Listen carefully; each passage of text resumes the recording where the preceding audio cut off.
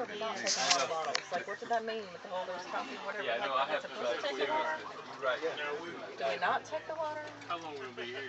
Here we go. I mean, Get your mind right. oh, Say that straight and look at me right now. Aye, aye, sir. Say that. Don't get louder now. Aye, aye, sir.